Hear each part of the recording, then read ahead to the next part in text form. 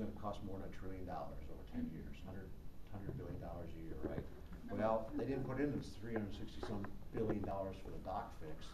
So we got physicians now that are going to quit practice or quit taking on Medicare and Medicaid patients because the reimbursement rates are well below the cost of cost of service. You know, there's a lot of things they didn't address, and they've taken the healthcare system, the best in the world, and they're turning it upside down, and it's going to erode the quality of care. Research and development in the long run, I think, will just really devastate it, and it takes away, and it doesn't do anything to address the escalating cost of healthcare. And what we need to do, we need healthcare reform, but we need to address the escalating costs. And when we address the escalating costs, we need to incorporate free market principles in the private sector as much as possible. And how we do that, I think we do it kind of incrementally, but at these points. So number one, tort reform, defensive medicine. How many times have you heard your physician talk about the cost of medicine and worried about frivolous lawsuits and everything? And you know, we did make some progress here in Ohio a few years ago on medical malpractice premium costs. If you remember back in 2003 to 2005, or before 2005, there was a lot of physicians that were retiring early or going to Indiana where they didn't have the problem. And we had two carriers writing medical malpractice insurance, and the rates were going through the roof, and docs didn't know what to do. And in the General Assembly here, we passed some caps on non-economic damages and did some other tort reform type reforms. And since then, I think there's at least 12 carriers now writing medical mal in Ohio, and it started leveling off after, I think it was 2005, and then it's been declining. Okay, and you don't hear about docs talking too much about that, so that's really helped. That's an aspect of it. That's proof that those type of reforms will help. Number two, in healthcare, portability. You ought to be able to buy health insurance across state lines. You know, us in business, we kind of complain, you know, competition, you know, but we all know that competition's in the free market system's healthy, makes us do better, makes us be more efficient. And so a little competition in the health insurance market's a good thing. And you might also bring in, I've told, I think there's 1,300 health insurance carriers around the country that instead of just a handful, you know, you bring in that competition. Third, medical savings accounts. You don't hear a whole lot about that, but think about it. It really makes a lot of sense if it's structured the right way. And the way I envision it is, your employer can kick in to this account, that's your account, you direct it for medical costs, stays with you the rest of your life, doesn't matter if you live in Ohio, if you move to Texas or wherever, stays with you. Tax-free, you put money in as an employer and employee, tax-free. But here's the difference what I'm talking about. We ought to use those health savings accounts, or medical savings accounts, whatever you want to call them, for routine and preventative care. So, and have insurance for when you have an actual problem, what insurance is intended to be. So, routine and preventative care, now think about this. You go in for your annual checkup or whatever, your mammograms and you know, all those other tests. I won't get into those details of those great tests. And your normal routine preventative care, you pay for that out of that account, okay? Now think about it. What happens if we have a large part of our society doing that? First of all, I think it brings personal responsibility because you're going to be directing that money. You're paying it out, not from a third party writing a check. So you're going to, I think you're going to have more of a frank conversation with your physician, because I'm not telling you not to have tests, but you're going to have a conversation. If you have an issue, what test do you really need, and do I really need this test? Because right now, on the way our current system, if you have health insurance, the doc is more likely to do as many tests as he can, so he doesn't have a liability, you know, cover his defensive medicine. And so, but think of it, here's another big issue. When you go in to see your physician, what happens? Have you ever noticed how much paperwork, or now it's punching the computers, it's administration costs, filing the forms with the insurance company. You know, you go into your doctor's office, and depending on the size of the practice, there's, you know, several people, or, you know, depending on the size of the practice, how many people are just doing, quote, administrative type things? We've got our physicians are doing a lot of things they're not really trained to do. They're trained to do medicine, not do all this administration costs and paperwork, and hire people to do it.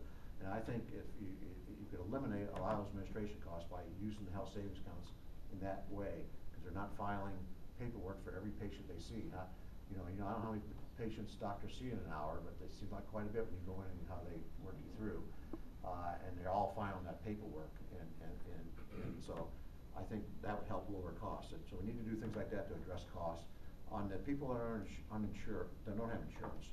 You know, there's some reasons why you don't have insurance. Some people in their 20s and 30s want to go bare and, you know, don't want to spend the money, their employer doesn't offer it. Well, you know, that's their right to do that. This bit about mandating everybody to buy health insurance, you know, I have kind of issues with that. But anyways, but the people that are medically uninsurable, that's something I think we do have to try to address, and for a couple of reasons. One, I think our society, you know, we're caring, and the other second point, everybody gets health service provided to them.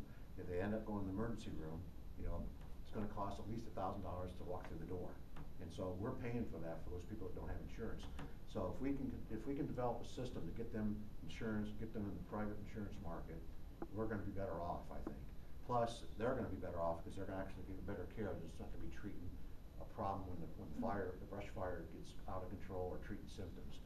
And the way I envision a way where we ought to try to attack this issue is absolutely not having the federal government do it, because the federal government doesn't do much of anything right. And they'll screw it up, and there'll be a huge bureaucracy, just like they're doing on the thing they did, the health care they did pass, and 16,500 new IRS agents. It was bizarre. Okay, so what we need to do is encourage states, all 50 states, to create group risk pools. Now there's going to be some subsidization at the state level because, you know, I said there's cost anyways. If we get those people in getting the right time care, I think we lower costs overall. But the founding fathers had it right. You know, the states are set up there, and if we can have competition in a lot of areas between states, what that does, that makes states more efficient, because that's the only way you can get states more efficient. There's got to be competition between states. And they also, founding fathers had it right, is use the states as laboratories. And you know, let the states develop the plan, this group risk pool type plan, and let them work through it, because if one state screws it up, well, they screw it up. It's a lot better than the federal government doing a big grandiose plan and screw it up, and then we got a big problem because we got this debt problem. So maybe one or two states will actually get it right, or get something to work with. I don't think anybody has the solution, the silver bullet, for how to address the medical uninsurable without bankrupting all of us. So back to where we need to get to. We got to get people working, get confidence back, get this economy going, because the trap we're on right now, we're heading for bankruptcy, and it's going to be a whole different country. You know, if that happens, then we're going to have all other kinds of problems, which I really don't want to get into, because I don't even want to imagine the other types of problems we would have. But when people are hurting, they can't provide for their families, don't have a job or an opportunity, just think about the problems where we end up to. And the good news, though, this country is so dynamic and diverse, and historically, when the people rise up to the occasion and recognize the problem, this country, because of our entrepreneurship and American spirit, we do the right thing and we fix the problem, we address the challenge. And I really think that's where we are in about 27, 28 days. You're going to see that coming.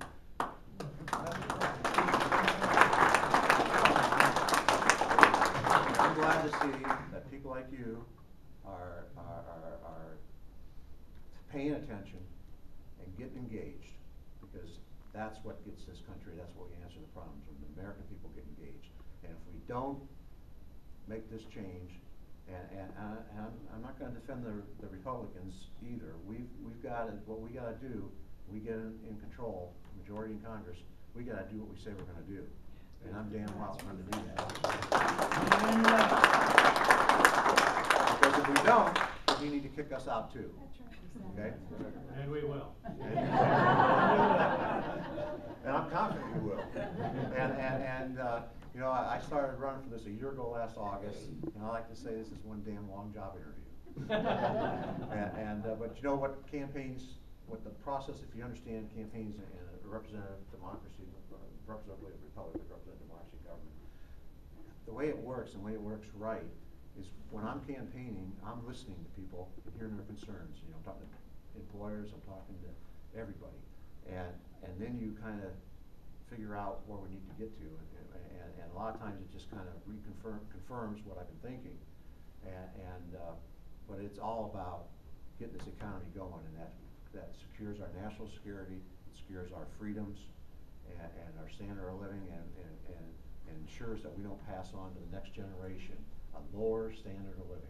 Because if we do that, it'll be the first time in American history that happens, and we absolutely can't let that happen. And we need to pass our country on to the next generation stronger than it was before. Yeah. I just want to say, I so enjoy listening to you. It just gives me, you're such a relief. Just listening to you just kind of calms down my fears over everything that's been going on these past 2 years. And I do want to mention that whoever gets in there, they've got to realize, now with Obamacare, they keep saying the system is broken. I'm not saying, I personally don't think it's entirely broken. There's some You know what's broken? Washington, D.C. Exactly. That's what's broken. My health care, I love my health care. I would not want anything to happen to my health care. Obama says you can keep your health care. Well, I don't think that's true. You're absolutely right. Things are going to change, and I might lose my health care. I also want to say that hospitals write off a lot. Yes. They do write down a lot, and they do a lot more for us than we actually think. I just want to mention. No, you're absolutely right. The charity care the hospitals do is really tremendous. But you know, at some point that does come around. It's paid for one way or the other, and so the people that are paying their own or have health insurance, you know, it's kind of built into the system. Yeah. And I want to comment on her comment about what the president said: if you have health care, if you like it, you can keep it. Well, that's not entirely true. I saw even the CBO, Commissioner Budget Office, said that in I don't know, several short years, that at least 50% of the people that have their own health care won't have the same. And my understanding is, if there's any changes to your current deal, then you get kicked over. And one change could be something as simple as the co-payment going from $15 to $20. Right. So that's a misnomer. Misinformation. Yes, sir.